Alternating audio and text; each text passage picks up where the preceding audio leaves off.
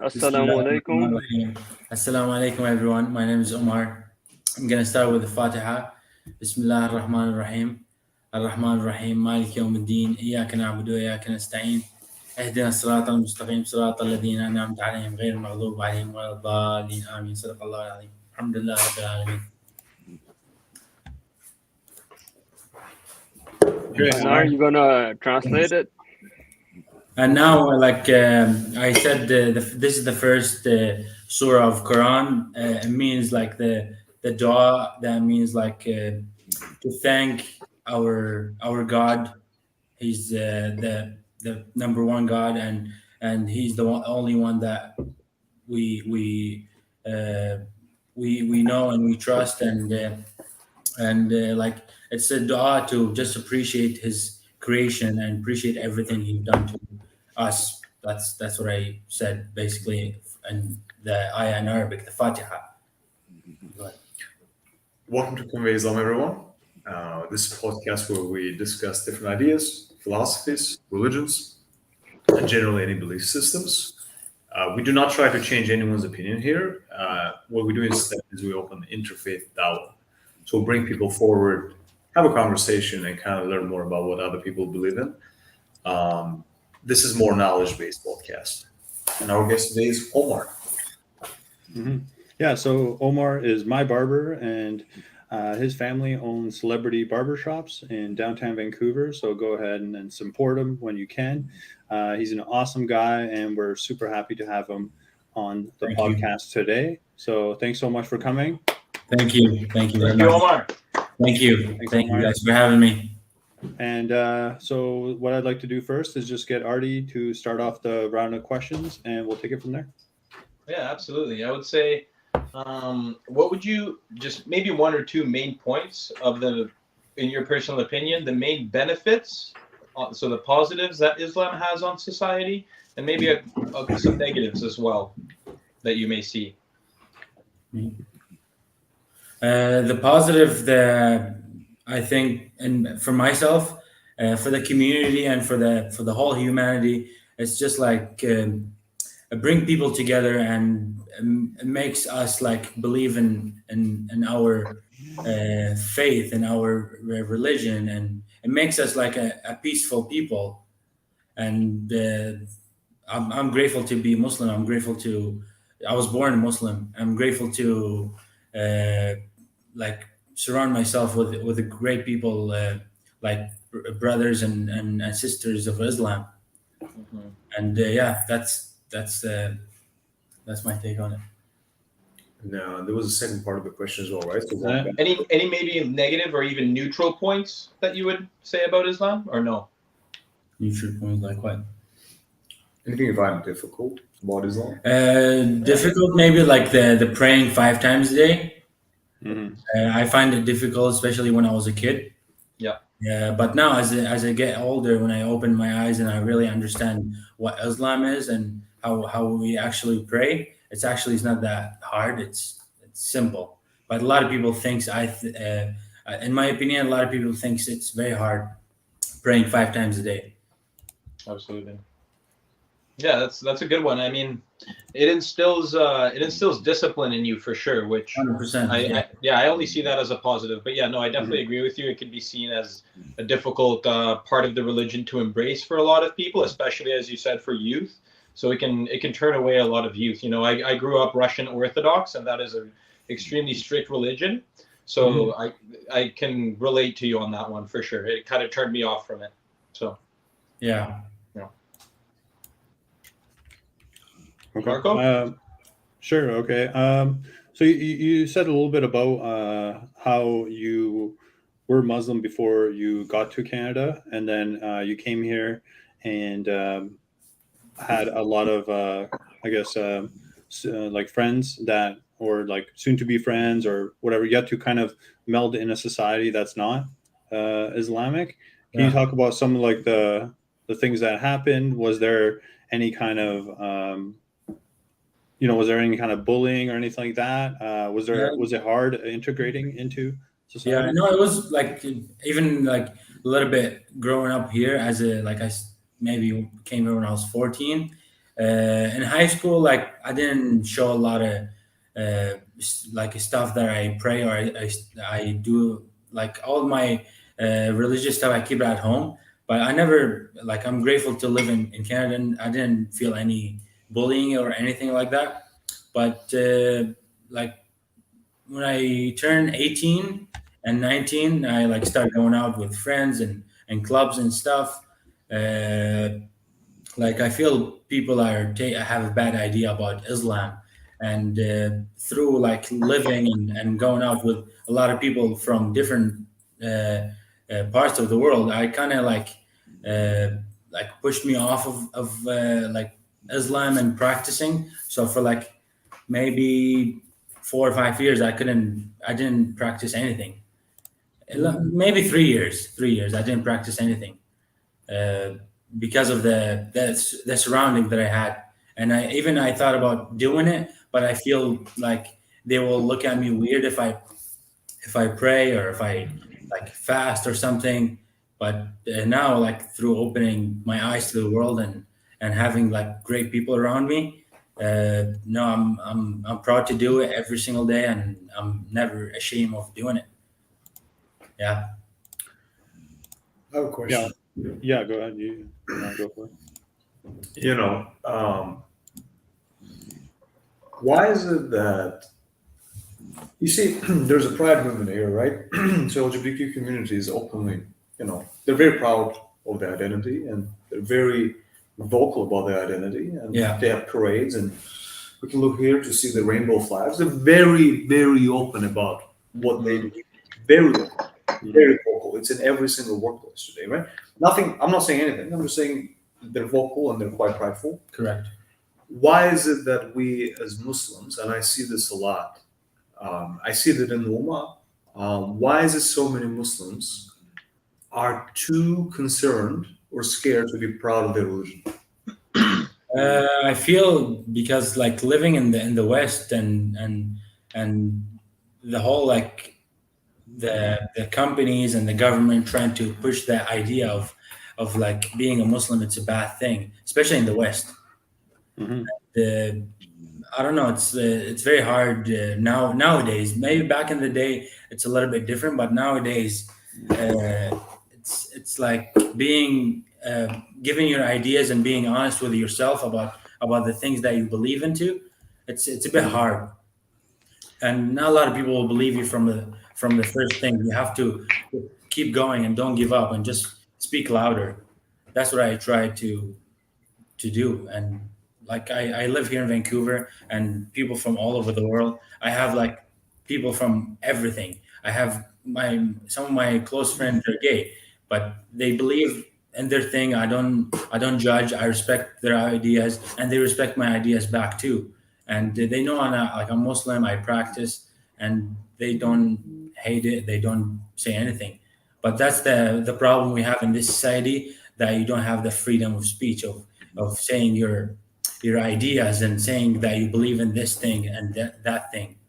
Do you think it's not that you don't have freedom, it's that specific groups get that freedom. I'm not going to say which groups, but specific groups get that freedom, and then certain groups do not get the same level of freedom. Do you feel that? Yeah, I feel that. Yeah, especially in like the LGBTQ, they have like the most freedom, I think, more than other groups. Yeah, it's weird. Yeah. Here, I'll jump in real quick because it's relevant to that too. One thing is like there's never a white man march. You know what I mean? That's never going to be a thing. So yeah, I just wanted to say that. Go ahead, Artie. Yeah, and real quick, I feel like it applies not only yes, definitely like people of Islam faith experience, I would say, a higher degree of I can't find the proper word for it, but essentially what I'm trying to get at is anyone that challenges the norm in Western society is going to be seen as an outcast almost, right? And they will be outcast by society. If someone is preaching extreme levels of discipline, they're going to be seen as an outcast as well, because the society, especially success in this society, they're breeding successful slaves because they want people in order to essentially feed the system. They want people that will contribute to the greater good of society, right? In societal standards, success is seen as getting a diploma, getting a six-figure income from a provider, from your boss, whatever your diploma might be in, and then that's that, right? Anyone who challenges the norm is going to experience that level of, degeneracy almost. So Yeah, no, it's true. Yeah, especially now, like being having your own opinion and all the society and all the like. I feel the government, they want you to be weak instead of yes, like putting your ideas and being strong and being independent. And a lot of people like if you say, oh, I'm tired today, or I don't want to go to the gym, they support you. Yeah. It's but if you trying to say, oh, I'm working every day, I'm not going out, I'm not drinking, I'm stopping all the bad habits that people do in the West, they think there's something wrong with you. It's like, why you're not doing it? Why you're working every day? Why you going to the gym? Is there something wrong with you? That's absolutely. the idea. Yeah. So Again, from people. And Yeah, for me, challenging the norm is just, yeah, you get outcast for challenging the norm, essentially. And the norm is breeding successful slaves. People that will go out partying, people that will, consumerism is a huge one, right? Because if you save your money and you don't contribute to society in that sense, that also applies. So yeah, I definitely agree. And that's also why not to keep bringing it up, but LGBTQ is so prideful and so supported in the modern society, is because that is the norm in today's society. Yeah, I feel that because it's like, oh, it's good to be fat. It's good to be lazy. No, it's not good to be lazy. It's not good to be fat. You have to go to the gym. You have to be strong.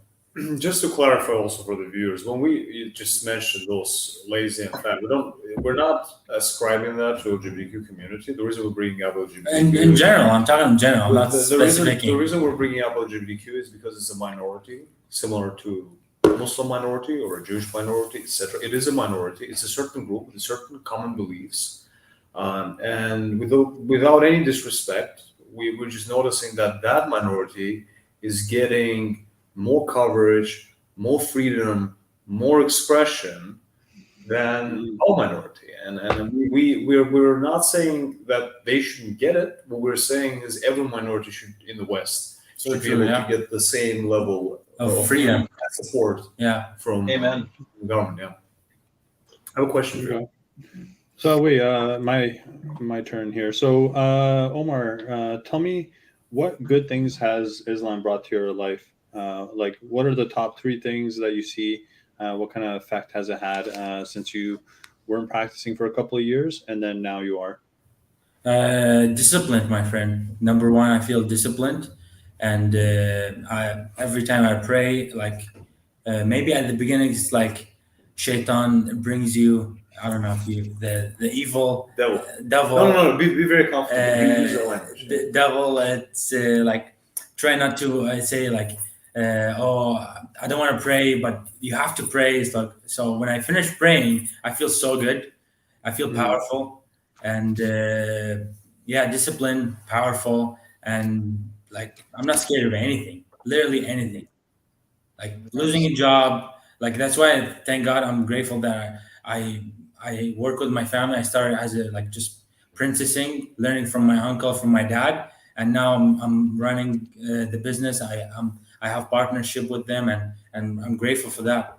And I feel powerful of being a Muslim and practicing. Thank God. Alhamdulillah. Yeah, thanks. How do you think the popularity of Andrew Tate and his conversion to Islam in the past couple months, do you think that became easier for us, to make it easier for us to be open about our faith? Because more people saw the conversion of the most Googled person on the planet. I think so. In some point, that it doesn't change my idea about Islam, but I think it gave me more freedom to talk about Islam more, because such a big influencer like Andrew Tate, he was talking about Islam. So I was like, might as well just talk about Islam, because everybody knows, everybody knows Islam, but nobody was talking about it. So when that guy started talking about it, I was like, I better talk about it too. And yeah, like through listening to Andrew Tate about talking about Islam, I feel better and I feel more powerful speaking about it. And I'm not shy. I'm not scared of saying anything about my beliefs too in front of everyone, like from all over the people. Just quick, let's be sure we're checking the YouTube live comments as well here, because we might have some audience questions going. Viewers, if you do have any questions, feel free to leave them in the chat. We're going to get to a section of our podcast where we answer the audience questions. So feel free to leave some questions. We have a section where we will tackle those when we get to them. So, but Artie, go ahead. It's your turn. Omar, do you know much about Stoicism or philosophy? Not really, to be honest. Not really? I don't know I know philosophy, but I don't know what's the meaning of Stoicism. You didn't watch our podcast on Stoicism? I did not, to be honest. I gotta be honest with you. I'm not gonna lie to you. Yeah, no. Of course, we're all here for honesty. Yeah, no. I just remembered a funny thought that Mr. Halal mentioned to me not long ago. He was like, I practice Stoicism, which is essentially just philosophy that instills discipline, the very similar values to Islam, I would say. I can relate a lot from my own personal way of life to Islam. Mr. Halal, actually, the other day, he was like, I swear, Artie Artie believes in Islam and he just doesn't know it yet, right? So it's an ancient philosophy instilled by the Greeks and the Romans. Aurelius was a really big one. And I had some questions on it, but if you're not too familiar, I feel like it would be unfair to drop that bomb on you. Yeah. So my main thing is like, okay, Stoicism is like similar to Islam, but without the God portion. Mm-hmm. So it's a way of life, but it teaches you to live a virtuous life, like a life that's true to yourself, that's true to the society, that's true to being a virtuous person. That's like a life you can be proud of, that you're confident in, but without the portion of God in Islam. Have you ever looked at any other religions or philosophies or ways of life other than Islam? Not really, but I always, it's not only like God, but I always I was thinking about like the halal word, or the keep it halal will always come to you. Like no matter what you do, it doesn't matter if it's like you're Muslim, you're Jewish, you're Christian, whatever you believe into. I always think like do the right thing, don't steal, don't lie, because the bad things are the karma. Maybe the karma means the halal in Islam. The halal will always come to you, or the haram will always get back to you, if you do something wrong. So the best thing is just keep it halal all the time, because God is watching, or maybe not, you don't believe in God, the universe is watching. So you have to just keep it simple and keep it halal. Always don't lie, speak confident, work hard, make as much money as you can, and keep it halal. Yeah. So I guess I'll ask Mr. Hall this one. So what are some misconceptions about Islam that like just other people have that have never really heard about it, maybe just only watched it on the news, and how would you address them? There are many. I don't even know where to start, because Islam is probably Islam and Judaism, which are pretty much the same religion, are two most hated religions in the world, right? Jews and Muslims get attacked all the time. We have stereotypes that we have to deal with all the time. And it's ridiculous, but it's the same religion. Would you agree as a Muslim? So true. It's the same. Judaism. Really? Yeah. We believe it's the same religion with a couple minor disagreements on the prophets. Correct. But So what is? I am not familiar with the differences. If you could just touch on the differences a little bit. so we agree with Jews on who is God. We agree with the Jews on all the prophets before Jesus. We agree on the main commandments.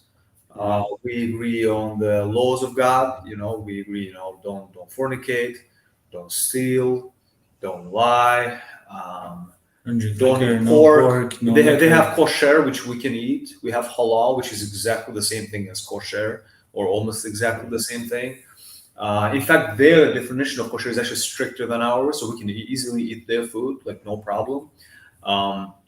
So it's the same religion with just a minor disagreement on prophets. So we're saying, well, maybe not minor for us. For us, it's not minor. Yeah. So we're just saying Jesus, peace be upon him, and Muhammad, sallallahu alaihi wasallam, which means peace be upon him. Those two are prophets, and especially Muhammad, peace be upon him, had to come because the message of the Torah, we believe, deviated from the initial message. That's our belief as Muslims. That's why we're finding certain scientific errors in the Torah, or we're finding certain inconsistencies because it deviated from the initial message of Moses alayhi salam. Alayhi salam means peace be upon him in Arabic. That's why it's very important for us to have Muhammad. Do they also believe in the same prophets like you said? All of them except Jesus and Muhammad, peace be upon all of them. Oh, they don't. They do in all of them except the last two. Jews don't believe in the last. Right? So we agree with the Jews on David, we agree on Solomon, we agree on Moses, we agree on Abraham, we agree on Noah, Jacob, Joseph. Wow. We agree on all of those prophets, every single one of them. We disagree on the last two. We believe the last two are prophets. They have two different perspectives on who Muhammad, peace be upon him, is. From a Jewish perspective, they believe he is a non-prophet who was preaching the Jewish message among the non-Jews. That's one. Some of them do believe that he's a prophet. I've met Jews that do believe Muhammad, peace be upon him, is a prophet, but they believe he's the prophet for us, but not for them. I've met Jews like that as well. So that is also certain. But it's pretty much the same religion, really. So, going back, we are two most hated religions, Jews and Islam, and we believe in the same things. We are the closest two religions. And I guess misconceptions are that Muslims want to attack non-Muslims. That is not the case. No. And 99% of Muslims have no problems while living, and we in fact have lived with Jews and Christians and pagans and all for so long. Like in India, it's crazy. All the conflicts that ever happen between Muslims and non-Muslims usually get pushed forward by the governments that uses the policy of divide and conquer. We as normal people have no issue living together with people. In fact, we have a surah about al-kafirun, which means to use your religion to us as ours, to use your belief to us as ours. You will not worship what I worship, and I will not worship what you worship. We have that surah very clearly in the Quran, where we also say there's no compulsion in religion. So we don't care what other people do. So 99% of Muslims that follow the general sunnah of the Prophet, and including Sunnis and Shias, all of them, most of them, have no issue with non-Muslims. It's the 1% radical group, of course, that has issues, and that 1% radical group gets the most coverage. And then what they do is extrapolated on guys like me and Omar, who have no issue with the rest of the people. And in fact, those radical groups don't like me and him anyways. So what I think most people don't understand is there's fights going on in the Muslim world between the normal and average everyday Muslim and a radical group. We don't like each other as well. So there's always those tensions. It's Muslims in Iraq who eradicated ISIS. Like Muslims in Iraq were fighting ISIS in Iraq. So those were like Muslims against radical Muslims. So it's I think the big fight that Middle East has is just between each other, like Muslim fighting Muslims. It's not actually like the media here in the West. They think Muslim fighting Christian or Muslim fighting Jewish. It's not the case. Like most of where I'm from, I'm going to speak about my country, Iraq. Most of the fight is just like between Muslims, between each other, between this Sunni and Shi'i, but they're all Muslim. They all believe in the same God. Yeah, well, even Shia and Sunni, like I'm from Azerbaijan, where Shias and Sunnis pray together, so we don't have an issue. Like my grandma who was Sunni married my grandma who was Shia. Yeah. Right. So no, it's not even between those. It's a lot of the time just political groups pushing for the divide and trying to use the religion. But no, an average person has no issue. So I don't really use it. Sorry to interrupt. I don't really use it. Like I'm Sunni, I'm Shia. I just say I'm Muslim. That's it. Same. I do the same. I do the same. I don't identify with any of the sects. I think modern day Muslims, by the way, I think slowly going away from that sectarian movement because it's there's no point. We just say we're Muslim. Like we don't divide ourselves as much as I guess as we used to in the past. Yeah, there's less of that. And in that sense, you could say that Islam and Muslim faith it's essentially stoic in nature because it teaches you to maintain control over your impulses, right? Yeah, because we're all humans. We have impulses, and my personal, not favorite, but one of my favorite Stoics, Marcus Aurelius, the Roman emperor. He compared life to a war in which you're constantly fighting to keep your impulses in check, right? And to maintain a level of emotional equilibrium, right? And that's what I guess internal jihad is in Islam faith, right? Wow. Yeah, it's control over your impulses. So it is stoic in nature. So that's another similarity there. Oh, for sure. Yeah, it ties into discipline as well. I think Islam is just stoicism plus God. Yeah, it is. Yeah. Correct. It's very similar. That's a good point. That's a good point.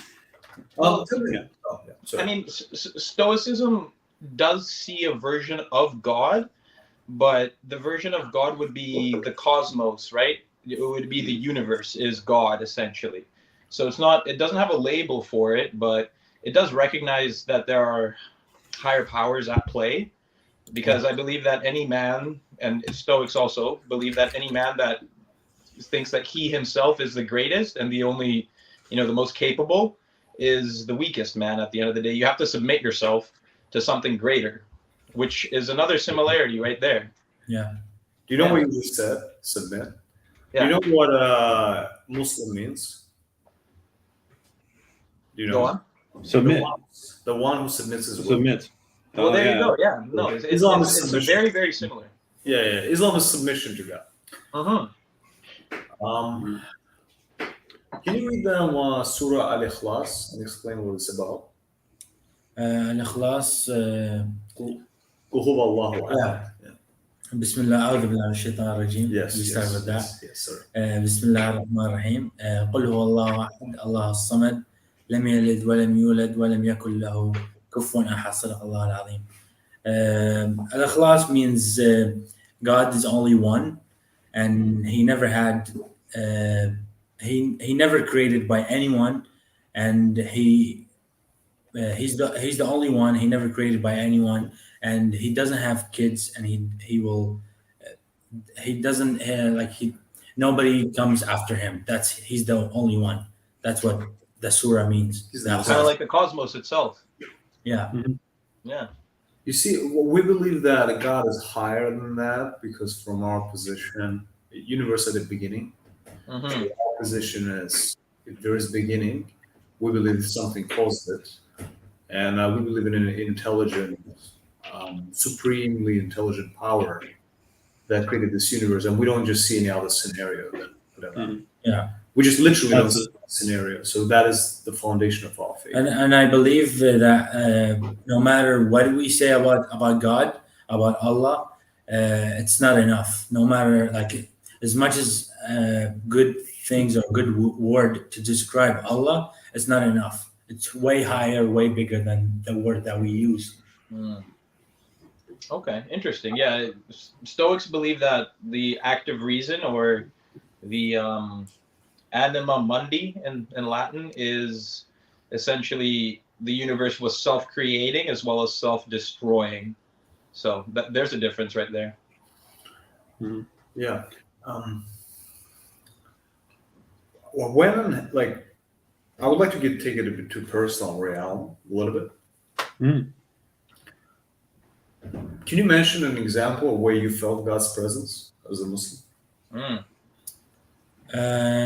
Maybe when we left from Iraq to Turkey, we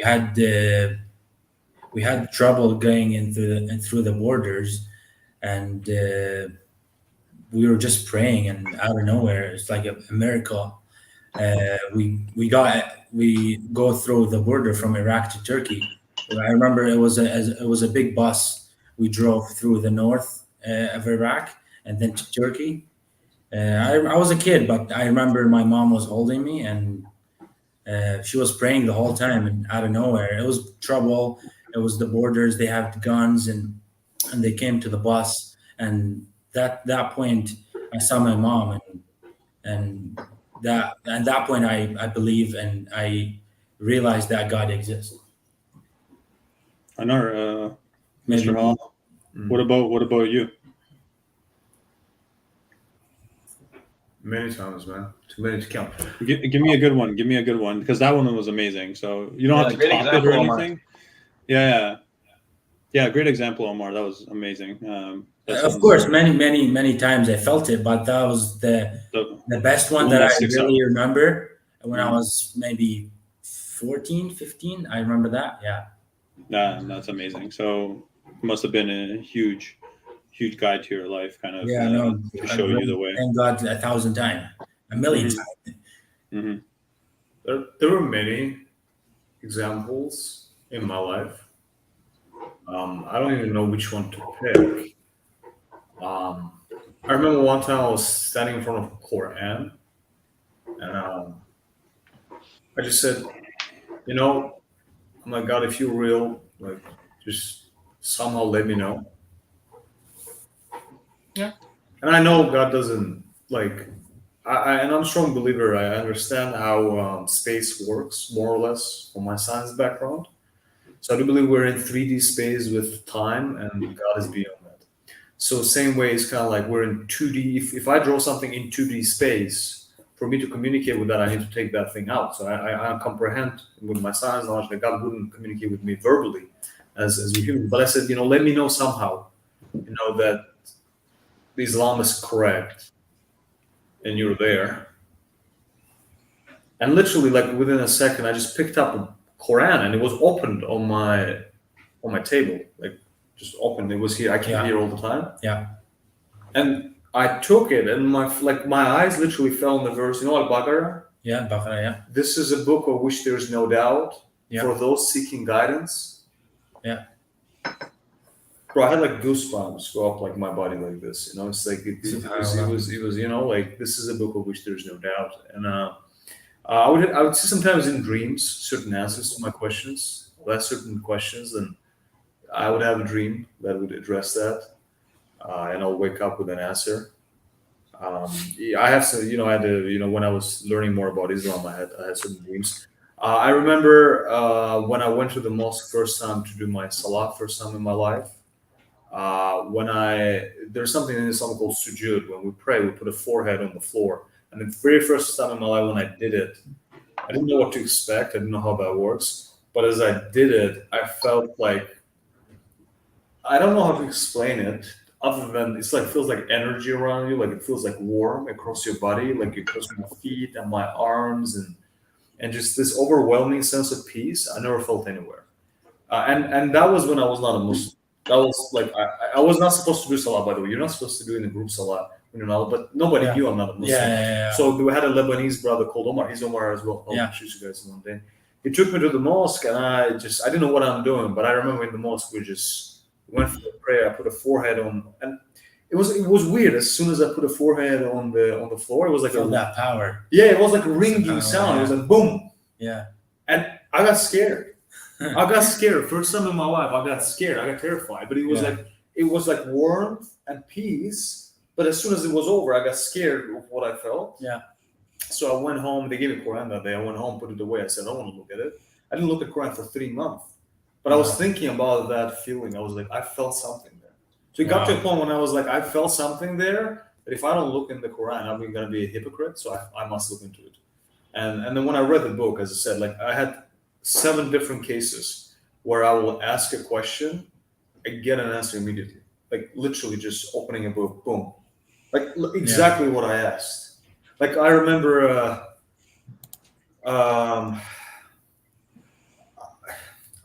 it's just, I think it was, I have a couple cases like that. Like when I saw something on YouTube, and some Muslims sometimes add their own thing to Islam. Yeah. Right. They had some stuff. Right. And I was like, I was listening to something. I knew it's not Islamic, and I remember I was asking that. I'm like, why do people create something so ridiculous? Yeah. It doesn't make sense. And I opened like I don't even remember what verse of Quran it was.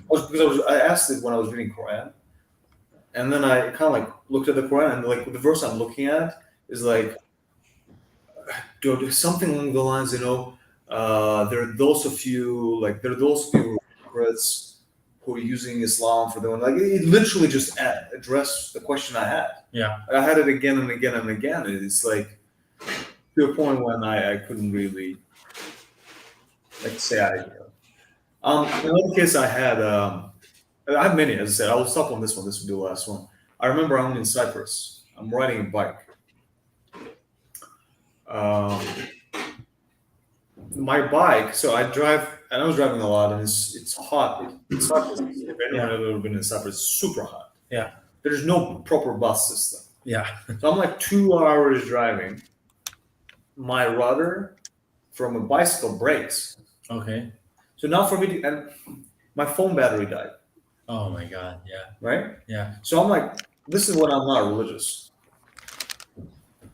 But I was always a deist. I always believed in God, but I was no religion at the time. And then my rudder broke, so I can't get home. I can't call nobody. There's no cars. This is Cyprus, like northern Cyprus. There's like no one everywhere. It's a 2-hour drive, and it's like I either have to leave my bike and walk, or carry my bike, but that will take me like 3 hours, 4 hours to get home. Wow. Yeah.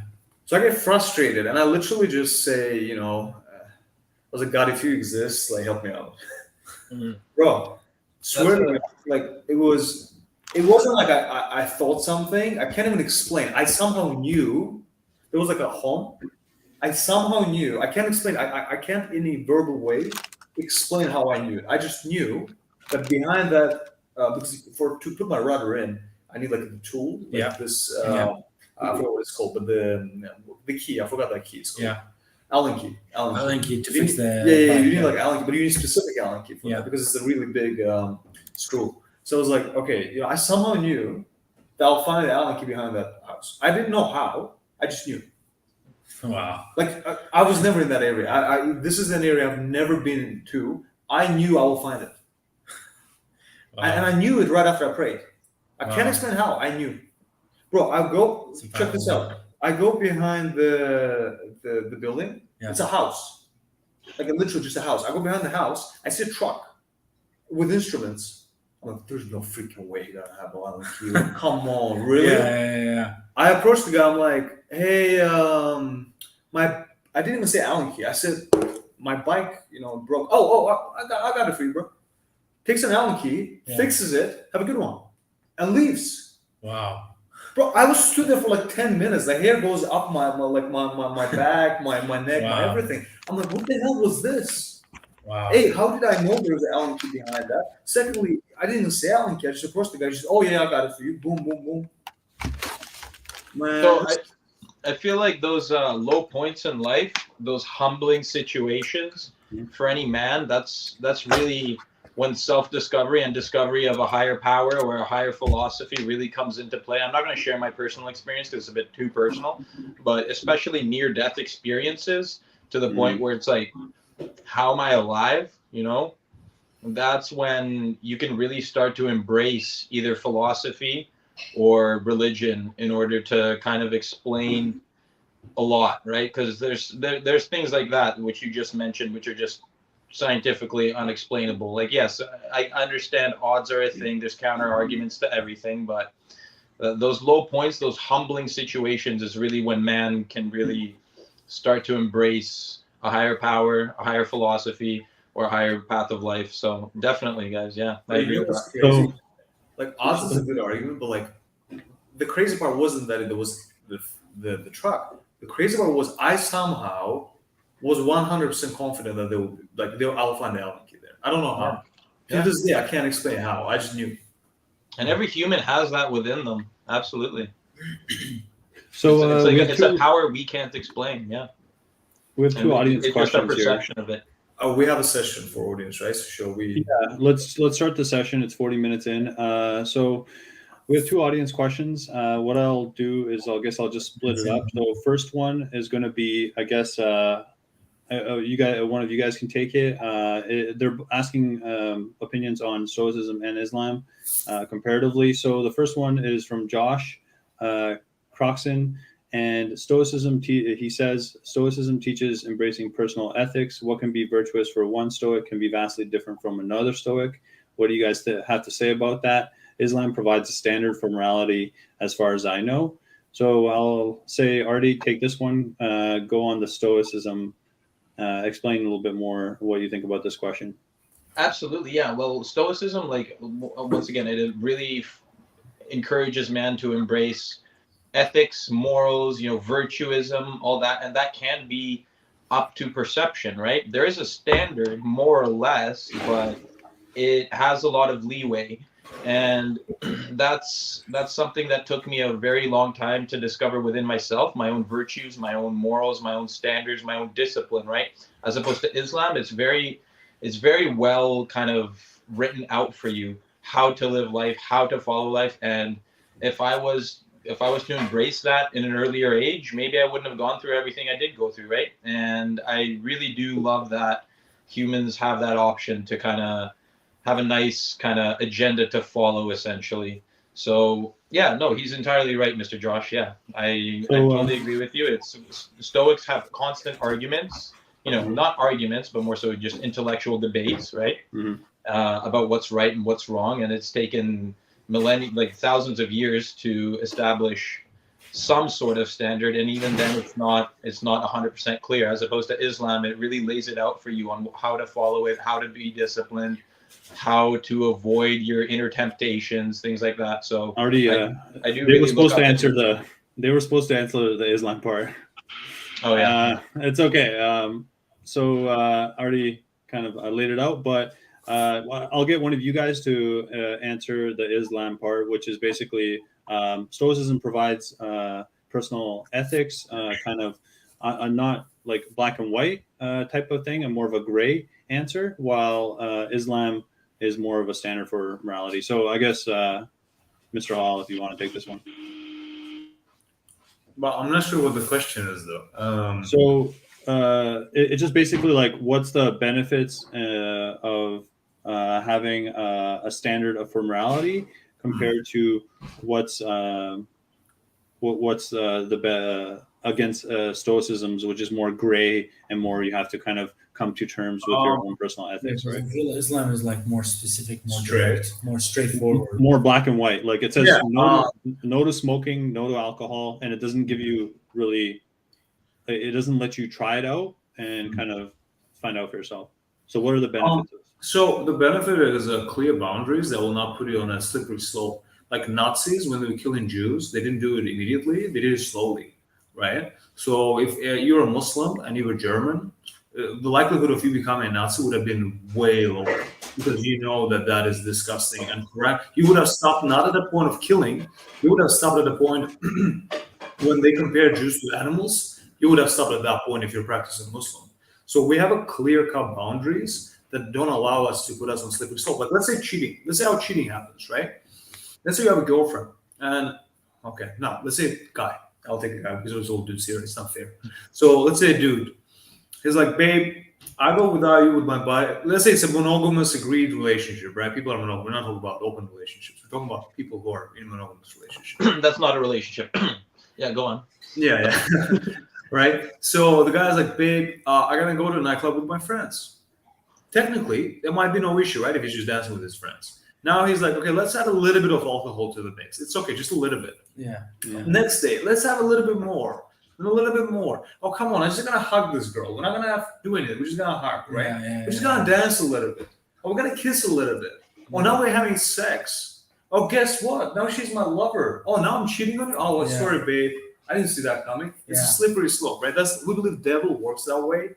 Devil puts you on a slippery slope and keeps pushing and pushing and pushing. So true. Whereas Islam is a preventative religion. We're like, hey, look, don't even fucking go there, right? Like, don't go from to the first place, exactly. Yeah, don't go to a nightclub. The fuck you Yeah. do? Don't fucking go there, right? Yeah. If you go, you know it's wrong, right? I'm not perfect. I've been to nightclubs, but I knew Okay. it's wrong. Yeah. Right? Artie, what's your rebuttal to that?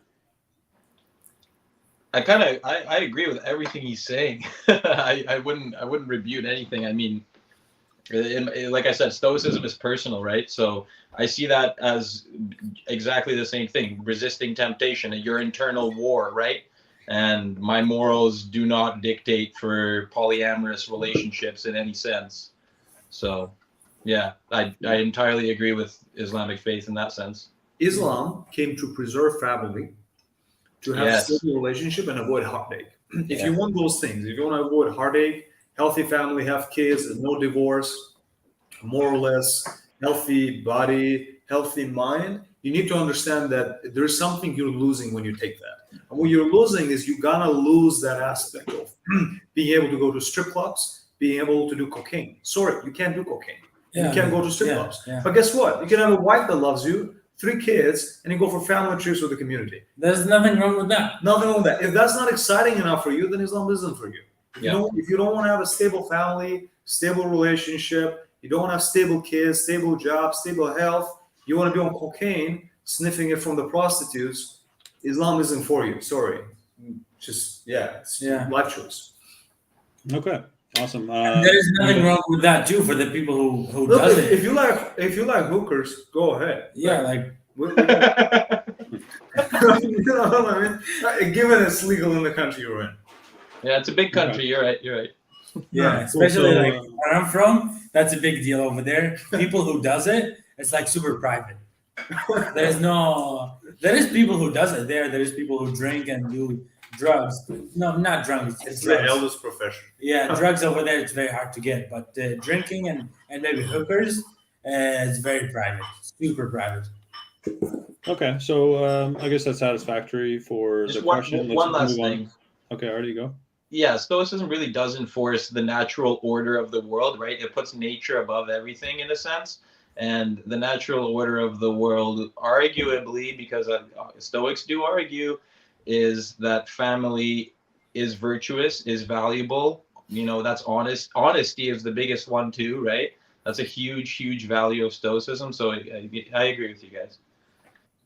Yeah, and like I think biggest misconception, people think if you become a Muslim, it's boring. Bro, is your life boring? No. No, hell no. I was a non-Muslim for a long time, and then when I became Muslim, my community is like 10 times the size. Yeah. I go to events I would have never been to. I go to gatherings I would have never been to. I get invited to places. I went to hotels that I would have never been to because some rich guy is inviting me because I'm a Muslim. It's like life is actually, you lose certain things. Like you're not as able to, let's say, drink alcohol, but then you have more sensible conversations in some really nice, like, halal lounge. Yeah. No. Plus, like, if you really push your idea and say the things that you believe into, maybe the bad friends they're gonna show and they're gonna leave your life, but you're gonna gain a lot of good friends out of it too. Yeah, I mean, look, if you like sniffing cocaine, like Islam isn't for you, right? That's it. That's where I kind of end. Yeah, no, I agree. Okay, It's like guys, let's move on. You can, yeah. Let's move on to the next question here. So try to keep it to like 1 minute answers.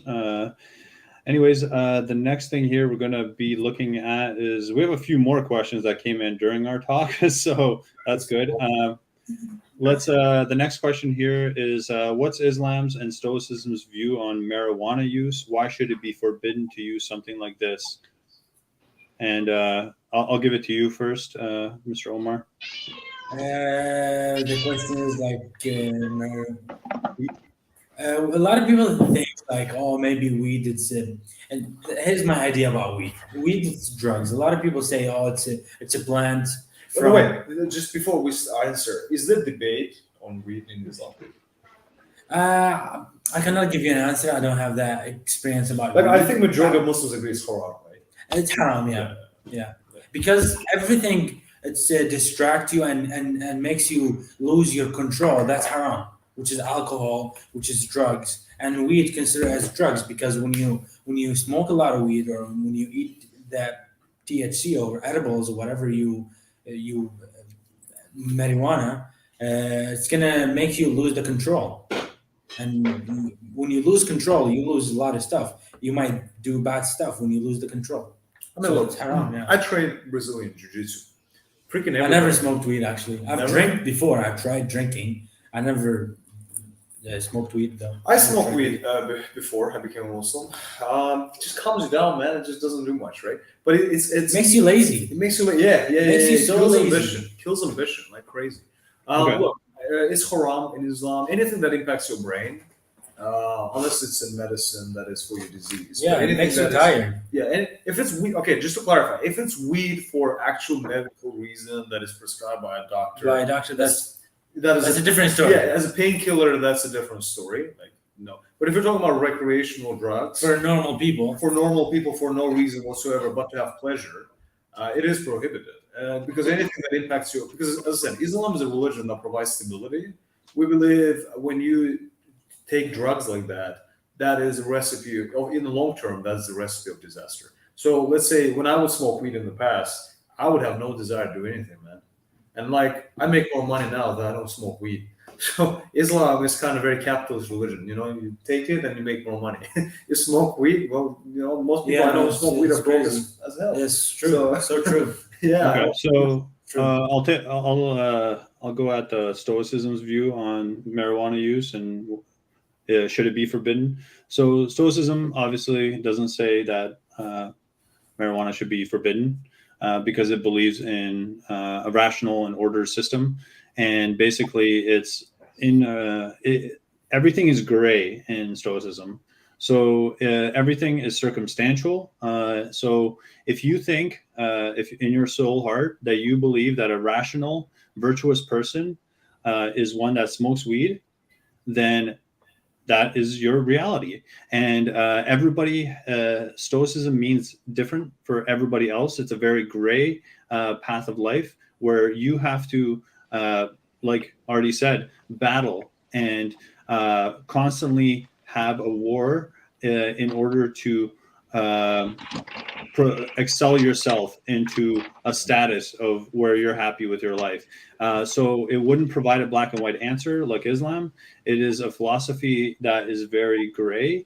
And what I think it asks is, again, would a virtuous person who is wanting to have the best life smoke weed? And that it doesn't say yes or no. It just asks you, it tells you to ask yourself basically, hey, would a virtuous person, would somebody that's rational be smoking weed right now? And if you say no, then that's your answer. If you say yes, then that's also your answer. It doesn't tell you, but it asks you a question instead. And that's what I like about Stoicism. And that's my answer. If you want to rebut, you guys may. No, I'm not going to rebut. I think it's a belief system, and I think every belief system needs to be respected. So no, I'm not trying to rebut. More, just to make it clear, if you're a Muslim, like smoking weed would not make you non-Muslim. Just to clarify. Correct. Like I want to make this very clear, right? Islam has prohibitions, but it prohibits a lot of things, right? Like sex outside of marriage, smoking weed, drinking alcohol, gambling, prostitution, etc. All that stuff, cocaine. I don't know why I'm bringing out cocaine, Yeah. but it prohibits a lot of things. But even doing all of that, like even murdering people, it doesn't make you non-Muslim. It's just you need to agree and admit that this is wrong, right? And you need to work on improving that. But I know Muslims who do certain things. The only sin in Islam that immediately takes you out of Islam is to either assign equals to God or to say that there is no God, or like anything against God, that takes you out of Islam. Any other sin, frowned upon, prohibited, you shouldn't do it. You need to admit that you shouldn't do it, but you do it. Like I know, just to clarify, I know Muslims who do follow every single rule, but they have weaknesses with alcohol. Correct. I met people like that. They just can't quit. They admit it's wrong. They don't want to do it, but habit, man. Can't quit it. Oh, they do weed. They smoke Do a we? lot of weed. Yeah. They pray, they go to the mosque, they do all the good things that Muslim people do, but they smoke weed. Yeah, but it's between them and God. That's something we say, Yeah. right? And we advise them to quit and to change, but they know they need to admit that it's wrong. But it doesn't make them non-Muslims. For the worst word, sorry to interrupt, for the Western word like America or Canada, there is nothing wrong with smoking weed. Through working in my barbershop, I know a lot of people who smoke weed and a lot of people who drink. They are successful and they have a lot of money. There is nothing wrong with that. But for us as a Muslim people, we just don't do it. We believe that this is haram and this is against our belief.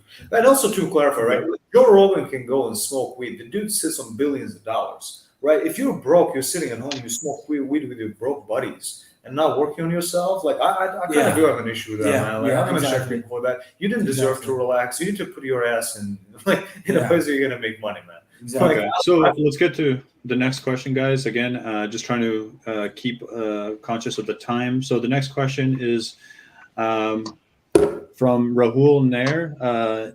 Definitely must resist the temptations pushed on us by the hedonistic society we have created ourselves. So basically, I think what he is trying to say is let's open a discussion to everybody, Artie, myself, everybody else, Risalat. Which philosophy, I guess, Stoicism, or say how your philosophy or religion would pushes and resists against the temptation. So we spoke about it a little bit more. What do you have more to say about that? Anything extra? Artie, if you want to join, because sure, you've been away for a bit. I'll take it away. So once again, going back to Marcus Aurelius, I feel like I've said this guy like 5 times today, but it's about that internal war, right? So resisting temptation is your internal war. We as humans, as animalistic beings, we have urges, we have temptations, and that is not discipline. And discipline is one of the biggest virtues in Stoicism, right? And discipline isn't just getting up at the same time, going to the gym twice a day. It's self-defined, right? Just as Stoicism itself is self-defined, right? And such as morals as well. They're self-defined. Morals are not ethics. Ethics are imposed by society. Morals are self-defined. So it really is that internal war that you're supposed to be winning, right? And it encourages you to win that internal war within yourself in order to achieve any level of success, realistically, right? And the recognition is self-defined, yes, but there's a certain standard that you have to follow. We do kind of see the duality of the world as good and bad, right? So the natural order of the world is what you're supposed to be following. So you should know what the natural order of the world is. And Rusula, jump in. Yeah, so thank you, Marco. We as Muslims, we disagree with one thing that RT mentioned, that morals are self-defined. So we, like somebody mentioned in the chat, that Islam was something like gives a standard for morality, right? Yeah. So we have that one thing where whatever's wrong is just wrong if you don't like it, or somebody has whatever opinion. If something's halal, the opinion doesn't matter. And so there is that thing that we have a standard for morality, basically. Yeah. Okay. So there's one final question, which is really interesting, which basically I'd like to open it up to both, but it does kind of say in the name of Islam. It's from Luke Erasmus. Hello, Luke. So yeah, must be one of Artie's friends. And he asks, how are you to explain all the historical and ongoing genocides, atrocities committed in the name of Islam if the rigid principles of Islam prevent such violence? Oh, great question. And Risalat, Mr. Halal, Mr. Omar, whoever wants to jump in, go ahead and answer that. Yeah, so one thing for that is that, look, okay, so if something, any paradigm says that, okay, you can't do something, and then you have the decision, the will to decide whatever you want to do. If I give you a car, let's say I give you a Pagani, you go wreck the car, I'm not gonna start No. driving. You know? You chopped out. Oh, sorry. Say it again. What was the last part that No, you guys? I mean, After Pagani. yeah. Yeah. So I mean, if I gave you a Pagani and you instantly just completely wrecked it, totaled the car, I wouldn't say that the car was wrong or the car was bad. It speaks more about the ability of the driver, right? And Oh, okay. so it's the same analogy to understand that if some people did some bad things, then you should blame them and not. A lot of people just say that, oh my God, religion, cause of all evil, blah blah. But then you're just looking at the dark side of things and not actually getting to the root cause of why that thing happened. And if you people are not fair in their analysis, so they wouldn't apply the same lens to other world events as well. Nice. All the wars and all the crimes that happen not in the name of religion. So what about that? Yeah. So basically, what Risalat, to put it, to summarize it, he basically, for Luke, if he's still watching, he basically said that even though you blame the people that are using religion in that way, don't blame the religion itself, because the religion itself is separate from the people that are using it poorly. So really interesting. Artie, how would Stoicism? So let's exchange. Stoicism, or how would Stoicism prevent genocides, atrocities in a better way, let's say, than a religion? Just to put it out there, let's see. Okay, so Stoicism does actually, I wouldn't say justify or support, but there are certain instances in Stoic practice where killing someone would be the proper natural order, right? If someone was, that's a hard one to give examples of, but if, at war, for instance, they justify if you're defending yourself, your country, if you're defending what's right, if you're defending the natural order, essentially, then you're justified to do what you must, right? So that was definitely a little bit, it goes back into it being self-defined, I guess, in a sense. It really does. Yeah, it really does. It is self-defined. So it really is up to you in a sense. And that's nice because you do have like that freedom, not freedom to kill people. Please don't go killing people, right? That's not in our modern system. I'm talking about like Roman times, right? To like 1000 BC, 500 BC, I guess. Yeah, because that's when Stoicism really originated. There's justification as long as it's within the natural order of the universe, of the cosmos.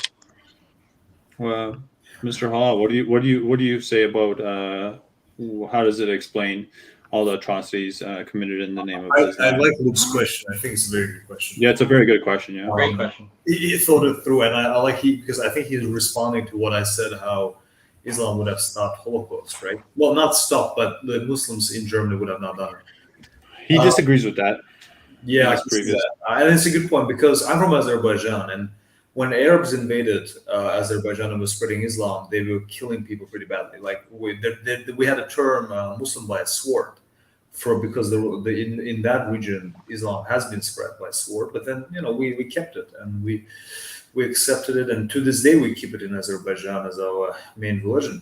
The reality is, I want to answer this in two pieces. I think. Wait, can I jump in real quick? Because this has always kind of bugged me.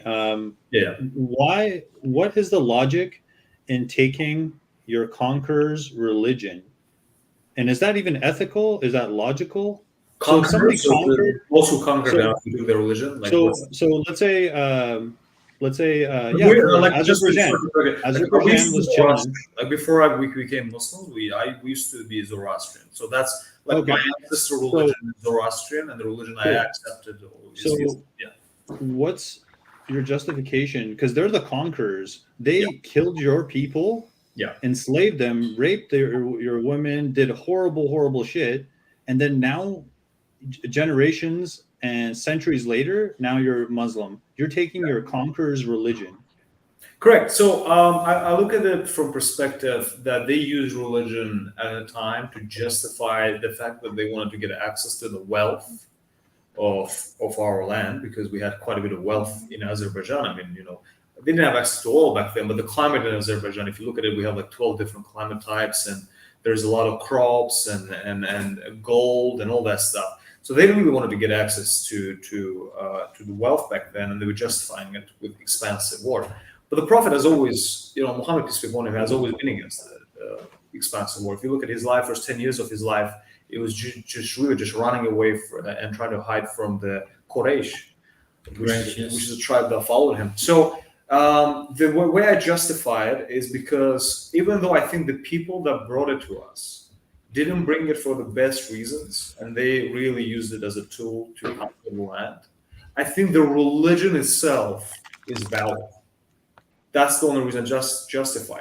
I'm capable of separating the people, what they did, and the religion that they brought. Yeah, those people used it for wrong reasons, but the religion itself, I see it as a valid, and it just makes sense to me. I think the main reason it was just to spread Islam.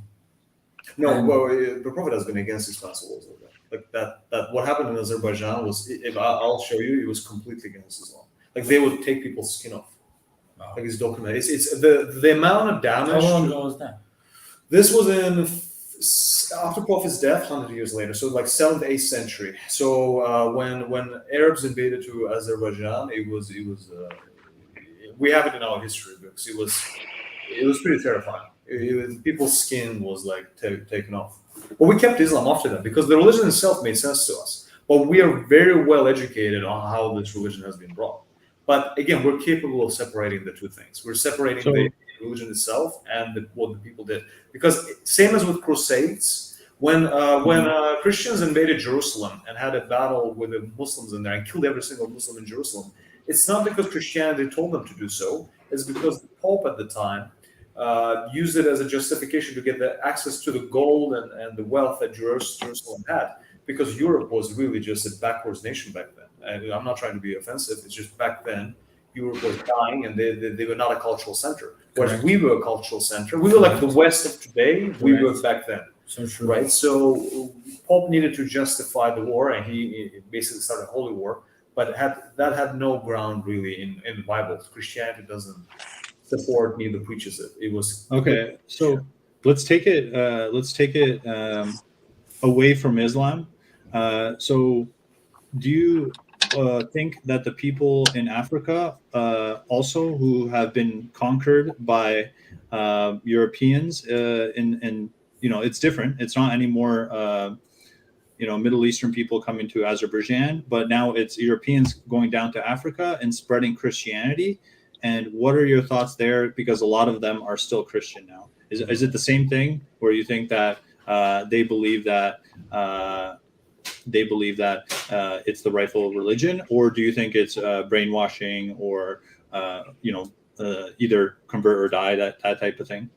I don't like the word brainwashing, because brainwashing would be, okay, if you're born in an atheistic family and you're an atheist, then someone can say you're brainwashed. Like, not really. I think what's really happening is people have a tendency to take a tradition of their ancestors. So I generally have a problem with people not choosing religion through reason, not like reason. Like, I think the religion should be chosen through your natural own decision and tendency, rather than what your ancestors worshipped, right? Like, I come from a non-religious family. Like, my grandma became a Muslim in her 60s, and before she passed away. And well, my father, apparently he's a deist now, but he used to be atheist back then.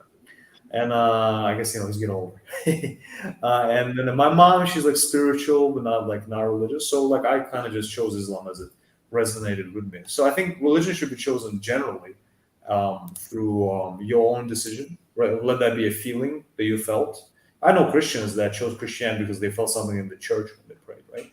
Or let that be through certain reasoning or certain verse in this holy scripture that resonated to you. But if you're talking about like someone in, let's say in Africa, who generationally has been a Christian just because their ancestors have been Christians, I mean, if you never really understood the religion and you're Christian just because your ancestors are Christian, how are you really different to like pagans, for instance, who don't believe in that? You're not, right? Like, you need to make the decision yourself. And if you make a decision yourself and you become a Buddhist or Christian or Jewish, I respect you. I have no issue with that. But if you don't, But what about the conquering, like the people conquering your land and then converting you, and then that lasting into future generations and your old traditions being lost? Because I imagine that a lot of traditions in Africa were lost because they got converted into Christianity.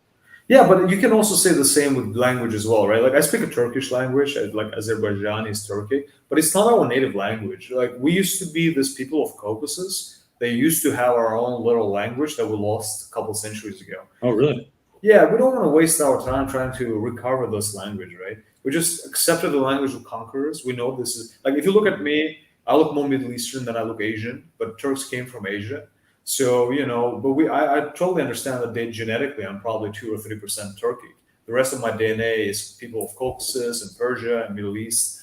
But I accepted the language of conquerors because it has been a tradition over centuries. And here's another thing. You say language of conquerors, but you don't also say that it's a, let's say, language of my father and my grandfather and my great grandfather. So I think people think about that rather than the conquerors. So I think that's how they separate. It's more like family thing, like family tree. Yeah. So yeah. Okay. So I guess Let's jump into the last question here from the audience.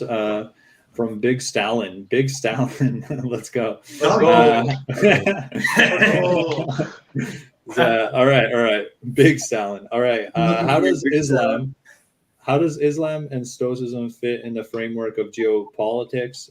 Does it offer a different perspective than the power dynamics that realist views propose? How do Stoicism and Muslims view the Ukraine and Russia war?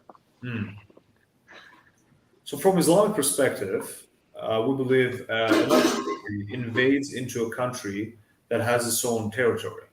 So Ukrainian people have all the rights to defend their land. UN recognizes the territory of Ukraine. I understand that some people might have different opinions, especially Big Stalin, I would assume, Russian background. Like, I understand that some people in Russia might have a different opinion, but the reality is this is a land of the United Nations. It's a recognized territory of Ukraine that is being invaded. So Islamic perspective, Ukraine has all the right to protect its land. And Russia is an aggressor in that particular case. I don't think there should be a debate in that. So Islam would have that opinion. If it's your land, someone invades, you protect. That's what Same with Stoicism, except again, much more gray. So instead of saying that it's your land, defend it, it would say that they're not being virtuous, they're not being rational, and they're doing it for economic gain, obviously, to cause a lot of suffering. So, yeah, Stoicism would be against it as well, the invasion. But then let's take a more interesting look. Let's look at it from the Russian side as well. So you guys jump in from the Russian side, not from the Ukrainian side. The Ukrainian side is very easy. Yeah, so from the Russian side, I mean, how do you justify it with Islam and everything like that? No, why how can you say you don't? How can you justify invasion of it? It's expensive war. So see, when the Cold War ended, NATO, why was NATO made? It was to stop the Soviet. Correct. Yes. And so when that ended, when the Soviet Union, USSR ended, they decided that they were not going to continue the eastward expansion of NATO. It was not a written contract, but it was a verbal contract, and it was a promise. But they didn't keep their word, and they kept doing that till they reached Ukraine. And so just like US, if the US wouldn't accept that they brought their nukes, the Russians, and they started arming their southern countries. So just like that, they have the right to defend themselves, and they are, in their perspective, provoked, and have been being provoked since 2014. No, apologies. That is a good percent. Because if we put Cuba, if we put like missiles on Cuba, exactly. I can see US invading Cuba for whatever reason. And the Cuban Missile Crisis happened. That's exactly what happened. I do think NATO has been poking Russia for a while. I think Russia is like a sleeping bear, right? So they're poking it again and again and again. I don't believe the approach the Russian government took is the approach they should have taken. But again, what do I know about politics? So I don't know. Like On I think outside, it looks like expansive war into another country, right? And plus, one more exactly. One more thing is Yeah. the Afghan war just ended, bro. The U.S. makes money from war. The MIC military industrial complex, bro. There, it's Republicans, Democrats don't matter. It's the It same thing benefits as the them. MIC, and they need the wars to keep making money. So now they're Yeah, let's getting be honest, right? Like when U.S. invaded yeah. Iraq and Libya, and that was all justified. Yeah, it's a big country politics, right? Like it's dirty, and there's a lot of under table stuff. I'm not really a political. yeah. For me, So I think we're I believe it's like wars and invading countries, invading other people. It's been happening for thousands and since the beginning of humanity, and Mm-hmm. it's gonna continue until we all die. I think the killing and the war it will never end. That's my opinion about it. It will never end. uh, No matter what technology we have, no matter how much money we have, the war and the invading and the killing will never end. But I as think Muslims, we believe yeah. that there will be peace after Jesus comes back. Jesus Christ. Mm. Oh, really? Okay. Yeah. Wow. All right. So You know I that think we're Jesus getting away from the essence of our talk here because we're going to Yes. geopolitics and we're going in, and Stoicism is a personal kind of way of life, and also Islam is a personal way of life. It's not a system that Communal lets as you. well. It Personal and doesn't. communal. Yeah, a communal and personal, but it's not like a geopolitical system, and it's Yeah. just too complex to get into geopolitics, and it strays too far. So really, Luke, it would be awesome to have Luke on the podcast. It sounds like he has a lot of really good opinions. But what do you guys think about wrapping up and doing closing? Let's do Yeah. that. So we're gonna now wrap up with before closing remarks. I want to give you one question to this guys. Okay. You know, one question for them. That's on our agenda. What makes you keeping going and working hard? What's your purpose? What's your trying to achieve? What's the number one thing that you're working on, or that makes you work harder right now? Yeah, already go for it first. Sure. Yeah. I guess 2 points which really tie into one, and that would be memento mori, which is a Latin saying for, I forget the direct translation, but it's essentially a reminder of death, right? And the fact that we're all here for only a given period of time, or that's obvious. We're not eternal beings. And that's to make use of all of our time alive, right? Life is a gift. Like it's a one in a whatever chance that you get to experience what you're experiencing. And to waste that would be just idiotic, to put it simply. Very short. It would be Very short. idiotic. Yeah. Shorter than we think. Yeah. So yeah, personally, I'm going to say that it is very hard having a purpose without a religion. Honestly, when you have kids, you got a purpose to take care of your kids. But when you don't have kids, it's kind of vague, right? So you have to find something that is an inner goal. With Stoicism, I think it does provide that in living a virtuous life, and a virtuous person tries to live life to the best that they can, like Artie said. And I think that's all it comes down to is just be the best version of yourself. Try as hard as you can, and you'll really surprise yourself. That's good. Yeah. Awesome. So closing remarks? Yeah, we usually go like round robin. Everyone gives like final words. So we would like to maybe start with our guests. So what would be your Sure. closing remarks? Closing remarks. I want to thank everyone for having me here. I had fun, and I'm grateful to know such a good people like you, and I respect all your opinions, all your ideas, and I'm having fun. I'm great to be here. Thank you all. It's great having you, man. Thank Thanks you for coming. so much. As closing remarks, because it's the same audio. Closing remarks of mine. Well, thanks for yourself for checking me. Actually, I think I a bit rushed with a decision on what's Islamic view on Ukraine and Russia situation. I think it's very complicated overall, and I think questions like that is very difficult to answer as just a normal Muslim practitioner. Like this is not even Imam level question. This is, you need to be like some PhD in Islam to be able to really Correct. answer like what's and geopolitics. Geopolitics. It's a very complex, and even I'll tell you, I'll go even further. I'll say, obviously, I live in the West, so a lot of the news I'm getting, what's happening in Ukraine, are Western news. Not all of it is true. Right? And not all of it is true. We have seen it. So what's actually happening in Ukraine, I don't really have much clue, right? I do know that NATO has been poking at Russia. I feel for a the long news time. now all in Turkey because of the earthquake. What is that, Artie? Nobody's hearing Ukraine anymore.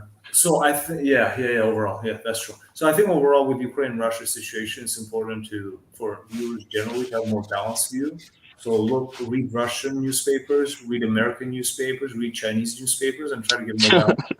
Right? No, it is, because it's superpowers, right? Yeah. It's hard to say what's really going on just reading I was American. just thinking I bought a Chinese paper. Just And you see, like, how I just realized also, it's all matrix programming, right? You see how fast my response was? The reason I responded so fast is because that's what the news are programming in my mind. And boom, yeah, that's wrong, right? And it's like, be very mindful of your strong convictions that have no reasons to be there, because a lot of the time we're being programmed through, television and news and media. So try to question everything. Yeah. And sometimes it affects the best of us. On this note, I will just pass it to. Up till 91, we were all the same, guys. Up till 91, this was the power, right? What is that? That's the old Soviet emblem. Oh, Mm-hmm. So I'll jump in next here. So I think everybody should live just a rational life, whatever religion you are. Live life to the best that you can. Be the best person that you can. Treat others how you want to be treated. Give respect to whoever it is. We're all people. We're all living a life. We're all trying to figure it out. And I think it's important to just carry that respect with you and, live as well as you can. And I think that's how I'll end it. Awesome. RT. Already kind of said it, but yeah, memento mori, the Latin saying. I'm probably going to get that tattooed on me somewhere, honestly. Just every day here is a gift, and you don't really realize how precious it is until you almost have it taken away from you. So that's the message I try to preach to people, is really just utilize every single second, live in the present moment, stop worrying so much about the past. There's nothing you can ever undo, and worrying about the future is also just as futile because it's not even guaranteed, right? So just live in the present moment, become the best version of yourself you possibly can, and that's all you can really ask for from this life. Yeah. That's awesome. yeah, I love what Artie said. I agree with a lot of things, especially the memento mori part. And in Islam and in Quran, we also have kullu nafsin zaikatul maut, that Yes. every soul shall taste death. And there's also a hadith of Prophet Muhammad sallallahu alaihi wasallam in which he says that we should live our lives like a traveler, that you're resting under a tree for an evening, and it's just all gonna be over soon. Yep. So 100% agree with what you just said, and we should just completely savor our time, and these distractions and these like cheap pleasures, they just take away from the richness of life. I love how we can all come together and kind of agree. So that's really nice to see. Even though we have different philosophies, ways of life, it's totally fine. I think there's a lot of similarities, and that's awesome. Because we're I good think people. we can do Awesome. another one, and we can make it bigger, and we can take it to the next level, and we can make it like a pro podcast. Yeah. This is really cool. I enjoyed it. This is my first time doing a video and podcast. Actually, this is my first time ever. So we're gonna put Omar's Instagram for your barbershop in the Yeah. description. Yeah, send us the link. Please, one last time before we wrap it up, tell people about where your barbershops are. We own 3 barbershops, one located in Robson Street and Robson and Hamilton, close to the BC Stadium, and the other one's in Davis Street, 1066 Davis Street, and the third one we just opened 2 months ago. It's a new barbershop MashaAllah. and Denman Street, 1059 Denman Street. What's the name? Celebrities Barbershop, all of them. Celebrities Barbershop. But Omar, so for our viewers who come to your barbershops, inshallah, you got to give a discount from 100%. Convey Islam, 100%. No, I got you guys. 100%. Tell them you're from Convey Islam, you're getting a discount. 100%. When you No, I first got All right, the code is Convey Islam. for sure. 100%. Thank you, everybody. Thank you, everyone. Thank you. Thank you. Thanks, everyone. guys. Thanks to our viewers. Bye-bye. Assalamu Bye bye. Thank you. Inshallah. Bye. Take care.